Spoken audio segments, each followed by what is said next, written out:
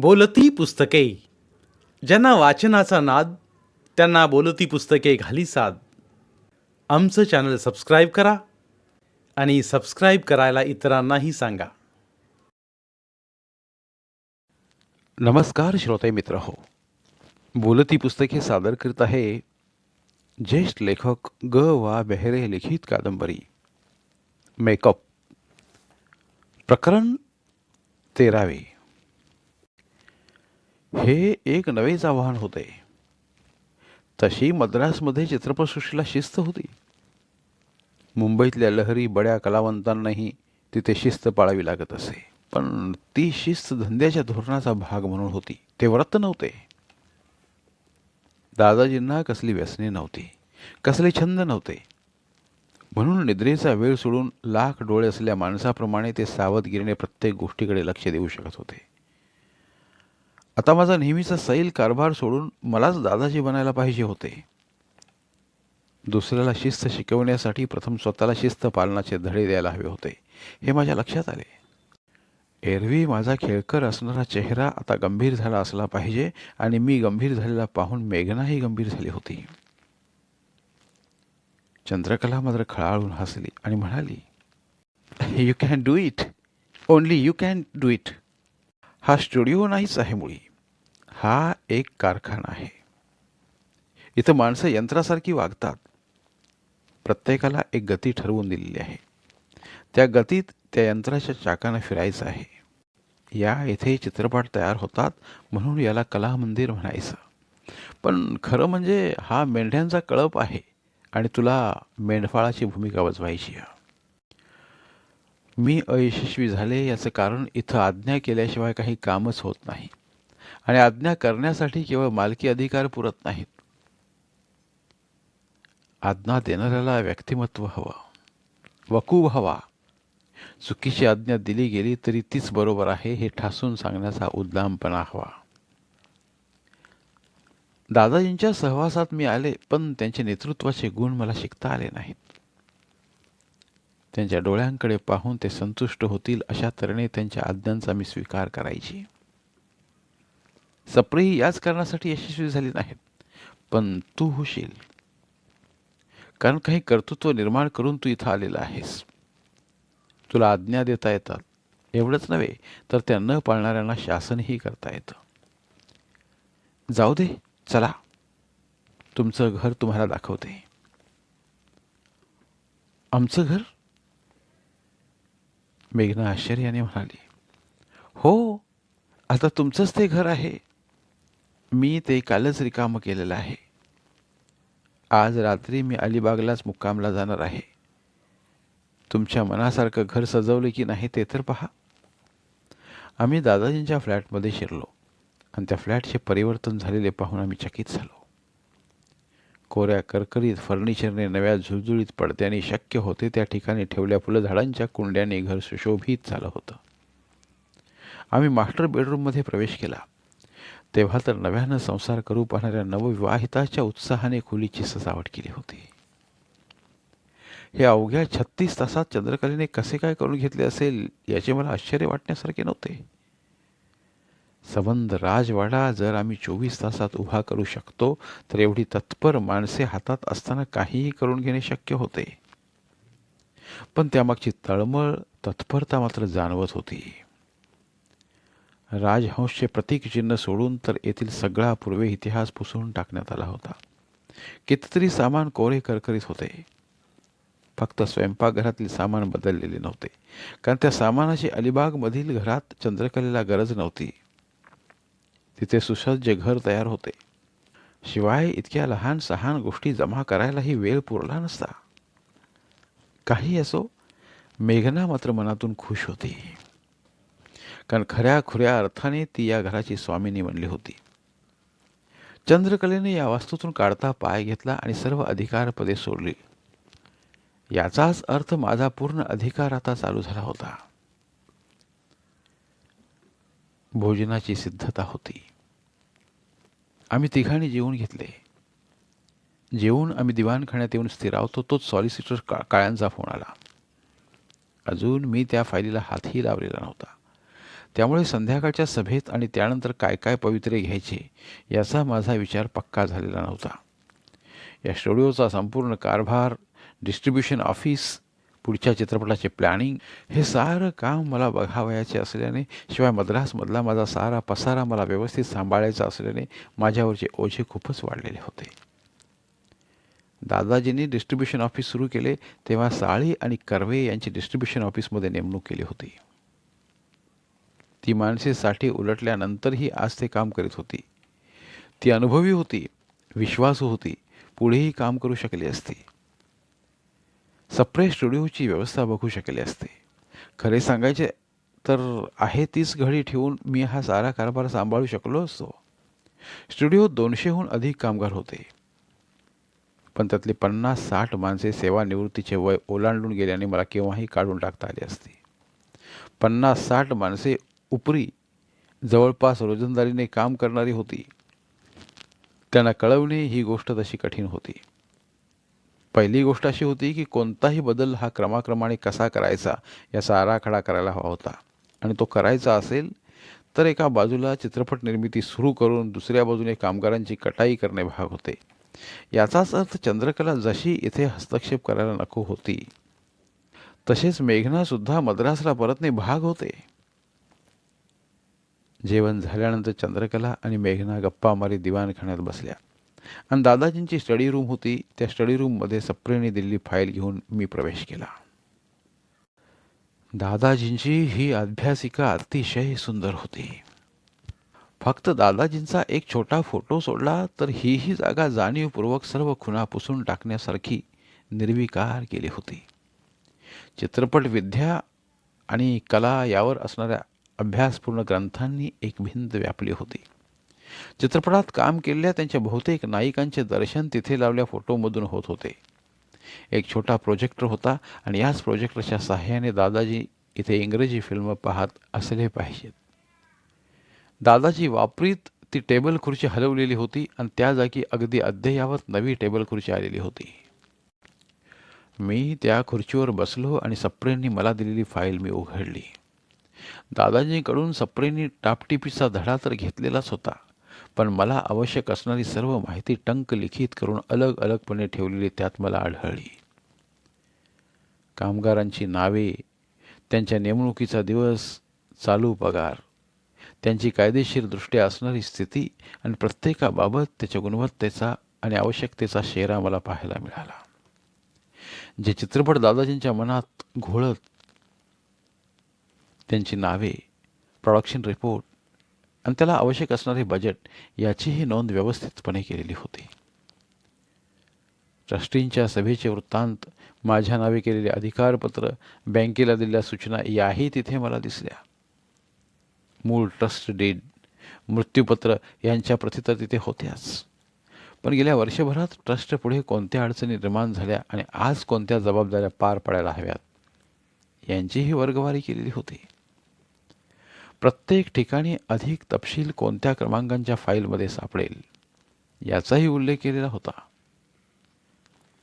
कोणत्याही नव्या प्रोडक्शनला सुरुवात करायची असेल तर कोणकोणत्या गोष्टी कराव्या लागतील, काय उपलब्ध आहे आणि बाकीच्या कशा मिळवता येतील हे सारे व्यवस्थितपणे नोंदवलेले होते. या साऱ्या व्यवस्थितपणामुळे जो काही दबाव माझ्यावर आला तो सोडला तर आपण नेमके कुठे आहोत याचे दर्शन त्या फाईलमधून झाले होते. म्हटले तर काम अगदीच सुलभ आणि सोपे वाटेल असे होते, पण त्यातली खरी गोम माझ्या लक्षात आलेली होती. दादाजी असते तर त्यातली प्रत्येक गोष्ट त्यांना जशीच्या तशी करून दाखवित आली असते, पण आता दादाजी तर नव्हते. त्यांचे शब्द मी कुठून आणणार होतो? जर ते वजन आणायचे असेल तर माझी कार्यपद्धती त्याला कितीशी अनुकूल होती. प्रथम मलाच पुष्कळ गोष्टी शिकणे आवश्यक होते, नाहीतर इथला डोलारा सांभाळणे शक्यच नव्हते. चित्रपटाची जी स्क्रिप्ट दादाजींनी पसंत करून ठेवली होती त्यातले सर्वात आकर्षक स्क्रिप्ट होते देवदासी या नर्तिकेच्या आयुष्यावरचे. तेच जर प्रथम निर्माण करायचं ठरलं तर एक चांगली नृत्य जाणणारी अभिनेत्री शोधणं आवश्यक होतं. सहजगत्या उपलब्ध असणारी चंद्रकला या कामी वापरता येण्यासारखी होती, पण काही काळ का होईना इथल्या सर्व कर्मचाऱ्यांच्या मनातून दादाजी चंद्रकला ही व्यक्तिनामे पुसून टाकल्याशिवाय माझा प्रभाव पडला नसता. दुसरी 2-3 चित्रे करण्याचे दादाजींनी ठरवले होते. त्यातले एक 42च्या आंदोलनावरचे होते. त्यात ते स्वतःच काम करणार होते. हा चित्रपट गल्ला भरू नव्हता, तो प्रतिष्ठा देणारा होता. चळवळीकडे आकर्षित झालेल्या एका तरुणीची व एका स्वातंत्र्य सैनिकाच्या साहसांची ही कहाणी होती. फारशी ओळख देख नसतानाही त्याच्या साहसी आणि उमद्या कृत्यावर मोहित झालेल्या एका DSPच्या मुलीची ती कहाणी होती. ती अर्थात शोकांतिका होती.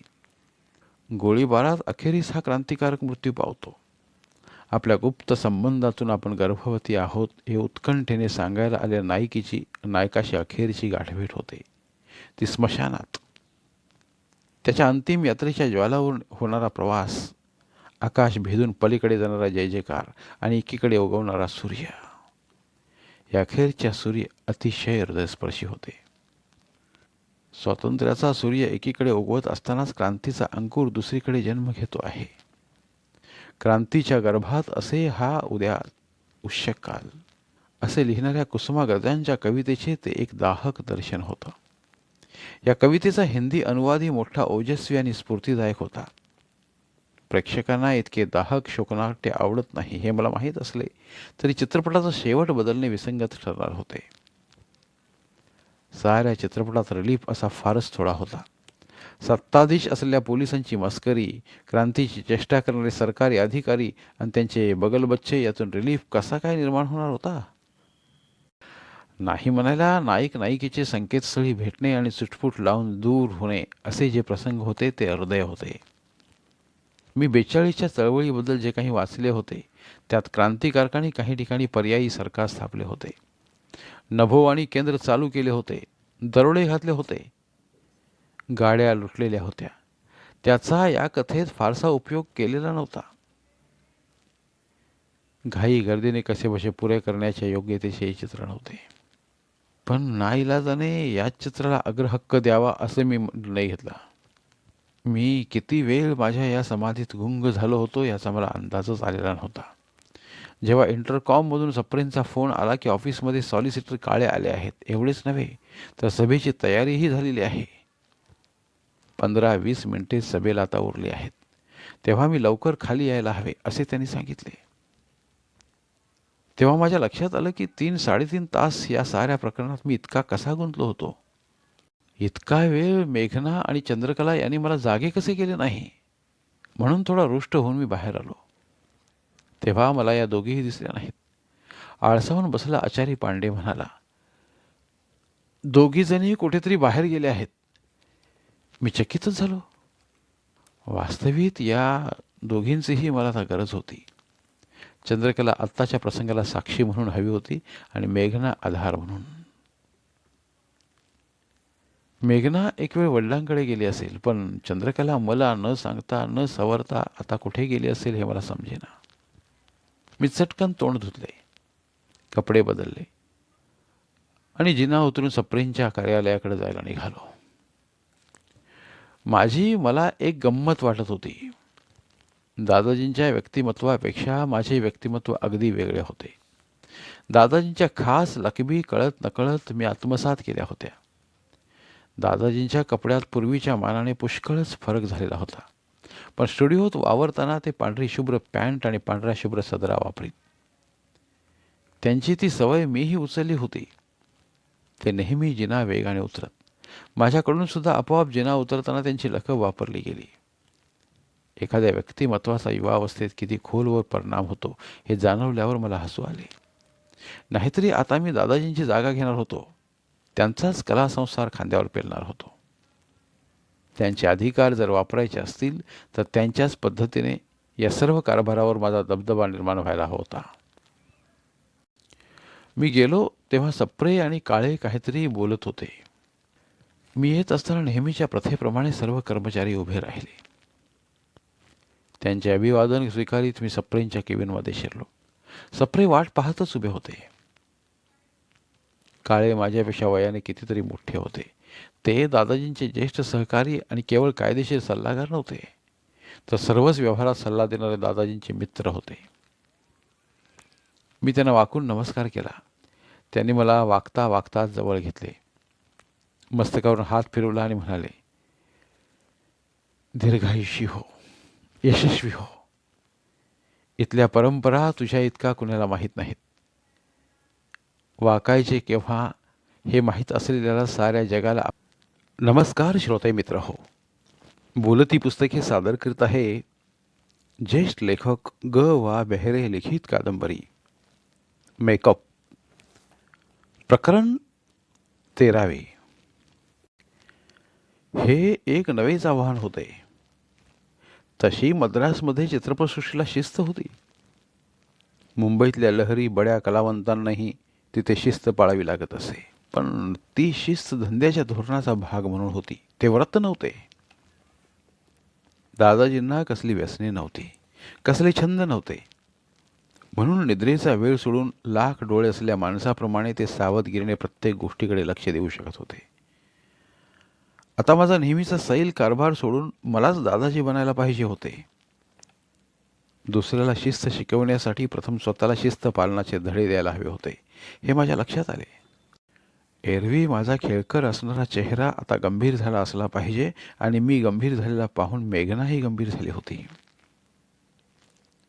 चंद्रकला मात्र खळाळून हसली आणि म्हणाली, you can do it, only you can do it. हा स्टुडिओ नाहीच आहे मुळी, हा एक कारखाना आहे. इथं माणसं यंत्रासारखी वागतात. प्रत्येकाला एक गती ठरवून दिलेली आहे. त्या गतीत त्या यंत्राच्या चाकानं फिरायचं आहे. या येथे चित्रपट तयार होतात, म्हणून याला कला मंदिर म्हणायचं. पण खरं म्हणजे हा मेंढ्यांचा कळप आहे, आणि तुला मेंढपाळाची भूमिका वजवायची आहे. मी अयशस्वी झाले याचं कारण इथं आज्ञा केल्याशिवाय काही कामच होत नाही, आणि आज्ञा करण्यासाठी केवळ मालकी अधिकार पुरत नाहीत. आज्ञा देणाऱ्याला व्यक्तिमत्व हवं, वकूब हवा. चुकीची आज्ञा दिली गेली तरी तीच बरोबर आहे हे ठासून सांगण्याचा उद्दामपणा हवा. दादाजींच्या सहवासात मी आले, पण त्यांचे नेतृत्वाचे गुण मला शिकता आले नाहीत. त्यांच्या डोळ्यांकडे पाहून ते संतुष्ट होतील अशा तऱ्हेने त्यांच्या आज्ञांचा मी स्वीकार करायची. सप्रेही याच कारणासाठी यशस्वी झाली नाहीत, पण तू होशील. कारण काही कर्तृत्व निर्माण करून तू इथं आलेला आहेस. तुला आज्ञा देता येतात. एवढंच नव्हे तर त्या न पाळणाऱ्यांना शासनही करता येतं. जाऊ दे, चला, तुमचं घर तुम्हाला दाखवते. आमचं घर? मेघना आश्चर्याने म्हणाली, हो, आता तुमचंच ते घर आहे. मी ते कालच रिकामं केलेलं आहे. आज रात्री मी अलिबागलाच मुक्कामला जाणार आहे. तुमच्या मनासारखं घर सजवलं की नाही ते तर पहा. आम्ही दादाजींच्या फ्लॅटमध्ये शिरलो, आणि त्या फ्लॅटचे परिवर्तन झालेले पाहून आम्ही चकित झालो. कोऱ्या करकरीत फर्निचरने, नव्या झुळझुळीत पडद्याने शक्य होते त्या ठिकाणी ठेवल्या फुलझाडांच्या कुंड्याने घर सुशोभित झालं होतं. आम्ही मास्टर बेडरूममध्ये प्रवेश केला तेव्हा तर नव्यानं संसार करू पाहणाऱ्या नवविवाहिताच्या उत्साहाने खोलीची सजावट केली होती. हे अवघ्या 36 तासात चंद्रकलेने कसे काय करून घेतले असेल याचे मला आश्चर्य वाटण्यासारखे नव्हते. सबंध राजवाडा जर आम्ही 24 तासात उभा करू शकतो, तर एवढी तत्पर माणसे हातात असताना काहीही करून घेणे शक्य होते. पण त्यामागची तळमळ, तत्परता मात्र जाणवत होती. राजहंसचे प्रतीकचिन्ह सोडून तर येथील सगळा पूर्वे इतिहास पुसून टाकण्यात आला होता. कितीतरी सामान कोरे करकरीत होते. फक्त स्वयंपाकघरातील सामान बदललेले नव्हते, कारण त्या सामानाची अलिबागमधील घरात चंद्रकलेला गरज नव्हती. तिथे सुसज्ज घर तयार होते. शिवाय इतक्या लहान सहान गोष्टी जमा करायलाही वेळ पुरला नसता. काही असो, मेघना मात्र मनातून खुश होती, कारण खऱ्या खुऱ्या अर्थाने ती या घराची स्वामिनी बनली होती. चंद्रकलेने या वास्तूतून काढता पाय घेतला आणि सर्व अधिकारपदे सोडली. याचाच अर्थ माझा पूर्ण अधिकार आता चालू झाला होता. भोजनाची सिद्धता होती. आम्ही तिघांनी जेवून घेतले. जेवून आम्ही दिवाणखान्यात येऊन स्थिरावतो तोच सॉलिसिटर काळ्यांचा फोन आला. अजून मी त्या फायलीला हातही लावलेला नव्हता. त्यामुळे संध्याकाळच्या सभेत आणि त्यानंतर काय काय पवित्रे घ्यायचे याचा माझा विचार पक्का झालेला नव्हता. या स्टुडिओचा संपूर्ण कारभार, डिस्ट्रीब्युशन ऑफिस, पुढच्या चित्रपटाचे प्लॅनिंग, हे सारं काम मला बघावयाचे असल्याने, शिवाय मद्रासमधला माझा सारा पसारा मला व्यवस्थित सांभाळायचा असल्याने माझ्यावरचे ओझे खूपच वाढलेले होते. दादाजींनी डिस्ट्रीब्युशन ऑफिस सुरू केले तेव्हा साळी आणि कर्वे यांची डिस्ट्रीब्युशन ऑफिसमध्ये नेमणूक केली होती. ती माणसे साठी उलटल्यानंतरही आज ते काम करीत होती. ती अनुभवी होती, विश्वासू होती, पुढेही काम करू शकली असती. सप्रे स्टुडिओची व्यवस्था बघू शकले असते. खरे सांगायचे तर आहे तीच घडी ठेवून मी हा सारा कारभार सांभाळू शकलो असतो. स्टुडिओत 200हून अधिक कामगार होते, पण त्यातली 50-60 माणसे सेवानिवृत्तीचे वय ओलांडून गेल्याने मला केव्हाही काढून टाकता आली असती. 50-60 माणसे उपरी जवळपास रोजंदारीने काम करणारी होती. त्यांना कळवणे ही गोष्ट तशी कठीण होती. पहिली गोष्ट अशी होती की कोणताही बदल हा क्रमाक्रमाने कसा करायचा याचा आराखडा करायला हवा होता, आणि तो करायचा असेल तर एका बाजूला चित्रपट निर्मिती सुरू करून दुसऱ्या बाजूने कामगारांची कटाई करणे भाग होते. याचाच अर्थ चंद्रकला जशी इथे हस्तक्षेप करायला नको होती, तसेच मेघनासुद्धा मद्रासला परतणे भाग होते. जेवण झाल्यानंतर चंद्रकला आणि मेघना गप्पा मारी दिवाणखान्यात बसल्या, आणि दादाजींची स्टडी रूम होती. त्या स्टडी रूममध्ये सप्रेने दिलेली फाईल घेऊन मी प्रवेश केला. दादाजींची ही अभ्यासिका अतिशय सुंदर होती. फक्त दादाजींचा एक छोटा फोटो सोडला तर ही जागा जाणीवपूर्वक सर्व खुणा पुसून टाकण्यासारखी निर्विकार केली होती. चित्रपट विद्या आणि कला यावर असणाऱ्या अभ्यासपूर्ण ग्रंथांनी एक भिंत व्यापली होती. चित्रपटात काम केलेल्या त्यांच्या बहुतेक नायिकांचे दर्शन तिथे लावल्या फोटोमधून होत होते. एक छोटा प्रोजेक्टर होता, आणि याच प्रोजेक्टरच्या साहाय्याने दादाजी इथे इंग्रजी फिल्म पाहत असले पाहिजेत. दादाजी वापरीत ती टेबल खुर्ची हलवलेली होती, आणि त्या जागी अगदी अद्ययावत नवी टेबल खुर्ची आलेली होती. मी त्या खुर्चीवर बसलो आणि सप्रेंनी मला दिलेली फाईल मी उघडली. दादाजींकडून सप्रेंनी टापटिपीचा धडा तर घेतलेलाच होता, पण मला आवश्यक असणारी सर्व माहिती टंक लिखित करून अलग अलगपणे ठेवलेली त्यात मला आढळली. कामगारांची नावे, त्यांच्या नेमणुकीचा दिवस, चालू पगार, त्यांची कायदेशीरदृष्ट्या असणारी स्थिती, आणि प्रत्येकाबाबत त्याच्या गुणवत्तेचा आणि आवश्यकतेचा शेरा मला पाहायला मिळाला. जे चित्रपट दादाजींच्या मनात घोळत, त्यांची नावे, प्रोडक्शन रिपोर्ट आणि त्याला आवश्यक असणारे बजेट याचीही नोंद व्यवस्थितपणे केलेली होती. ट्रस्टींच्या सभेचे वृत्तांत, माझ्या नावे केलेले अधिकारपत्र, बँकेला दिलेल्या सूचना याही तिथे मला दिसल्या. मूळ ट्रस्ट डीड, मृत्यूपत्र यांच्या प्रती तर तिथे होत्याच, पण गेल्या वर्षभरात ट्रस्ट पुढे कोणत्या अडचणी निर्माण झाल्या आणि आज कोणत्या जबाबदाऱ्या पार पाडायला हव्यात यांचीही वर्गवारी केलेली होती. प्रत्येक ठिकाणी अधिक तपशील कोणत्या क्रमांकांच्या फाईलमध्ये सापडेल याचाही उल्लेख केलेला होता. कोणत्याही नव्या प्रोडक्शनला सुरुवात करायची असेल तर कोणकोणत्या गोष्टी कराव्या लागतील, काय उपलब्ध आहे आणि बाकीच्या कशा मिळवता येतील हे सारे व्यवस्थितपणे नोंदवलेले होते. या साऱ्या व्यवस्थितपणामुळे जो काही दबाव माझ्यावर आला तो सोडला तर आपण नेमके कुठे आहोत याचे दर्शन त्या फाईलमधून झाले होते. म्हटले तर काम अगदी सुलभ आणि सोपे वाटेल असे होते, पण त्यातली खरी गोम माझ्या लक्षात आलेली होती. दादाजी असते तर त्यातली प्रत्येक गोष्ट त्यांना जशीच्या तशी करून दाखवित आली असते, पण आता दादाजी तर नव्हते. त्यांचे शब्द मी कुठून आणणार होतो? जर ते वजन आणायचे असेल तर माझी कार्यपद्धती त्याला कितीशी अनुकूल होती. प्रथम मलाच पुष्कळ गोष्टी शिकणे आवश्यक होते, नाहीतर इथला डोलारा सांभाळणे शक्यच नव्हते. चित्रपटाची जी स्क्रिप्ट दादाजींनी पसंत करून ठेवली होती त्यातले सर्वात आकर्षक स्क्रिप्ट होते देवदासी या नर्तिकेच्या आयुष्यावरचे. तेच जर प्रथम निर्माण करायचं ठरलं तर एक चांगली नृत्य जाणणारी अभिनेत्री शोधणं आवश्यक होतं. सहजगत्या उपलब्ध असणारी चंद्रकला या कामी वापरता येण्यासारखी होती, पण काही काळ का होईना इथल्या सर्व कर्मचाऱ्यांच्या मनातून दादाजी चंद्रकला ही व्यक्तिनामे पुसून टाकल्याशिवाय माझा प्रभाव पडला नसता. दुसरी 2-3 चित्रे करण्याचे दादाजींनी ठरवले होते. त्यातले एक 42च्या आंदोलनावरचे होते. त्यात ते स्वतःच काम करणार होते. हा चित्रपट गल्ला भरू नव्हता, तो प्रतिष्ठा देणारा होता.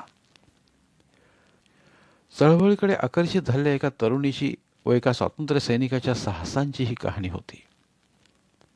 फारशी ओळख देख नसतानाही त्याच्या साहसी आणि उमद्या कृत्यावर मोहित झालेल्या एका DSPच्या मुलीची ती कहाणी होती. ती अर्थात शोकांतिका होती. गोळीबारात अखेरीस हा क्रांतिकारक मृत्यू पावतो.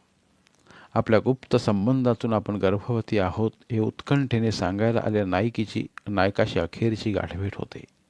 ती स्मशानात. त्याच्या अंतिम यात्रेच्या ज्वालावर होणारा प्रवास, आकाश भेदून पलीकडे जाणारा जय जयकार आणि एकीकडे उगवणारा सूर्य.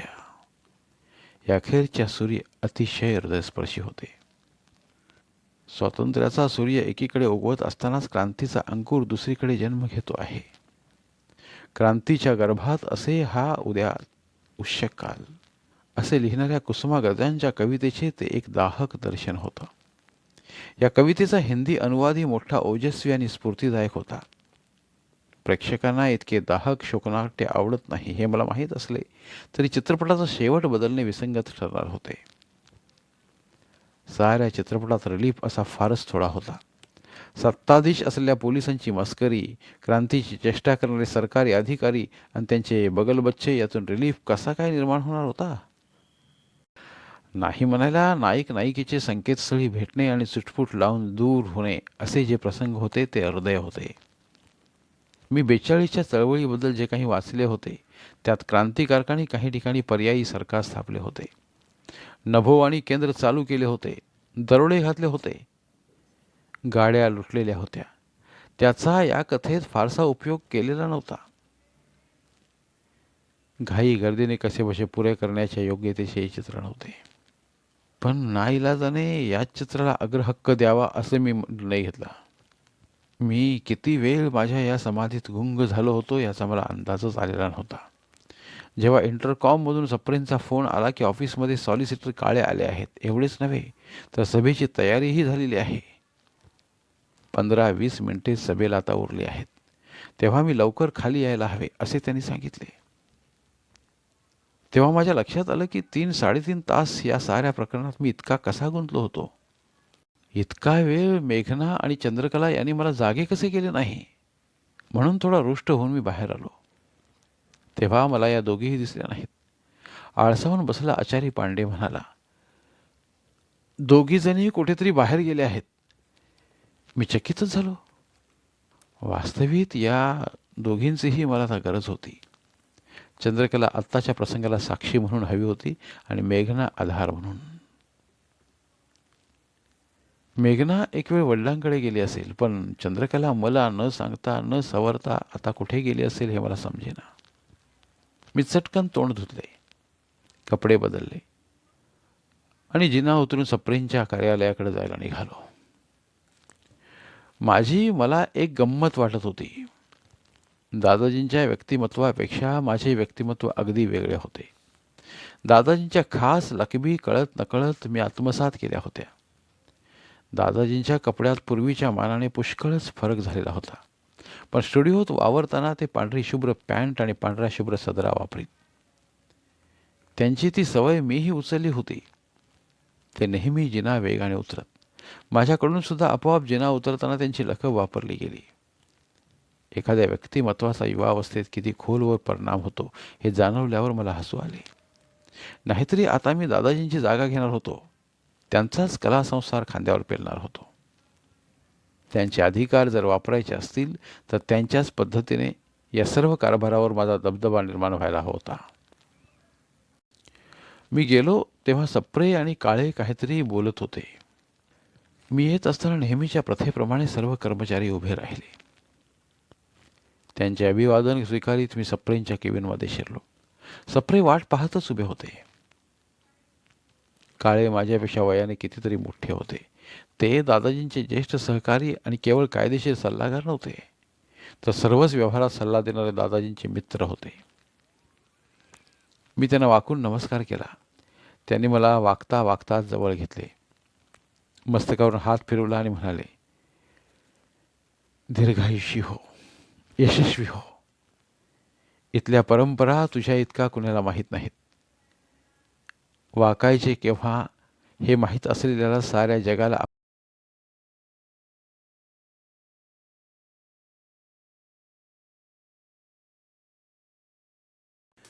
धन्यवाद.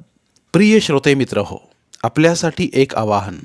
आमच्या चॅनलच्या प्लेलिस्ट विभागात तुमच्यासाठी शेकडो कादंबऱ्यांचे ऑडिओ बुक्स उपलब्ध आहेत. तिथे प्रत्येक कादंबरीचे सर्व भाग एकत्रित मिळतील. त्यामुळे सध्या सुरू असलेल्या क्रमशः कादंबरीच्या पुढील भागासाठी वाट पाहण्याची गरज नाही. तुमच्या वेळेनुसार तुम्ही संपूर्ण कादंबरी सलगपणे ऐकू शकतात आणि साहित्याचा आस्वाद घेऊ शकता. कृपया आमच्या चॅनलच्या होमपेजवर जाऊन प्लेलिस्ट चेक करा आणि तुमची आवडती कादंबरी निवडा. धन्यवाद.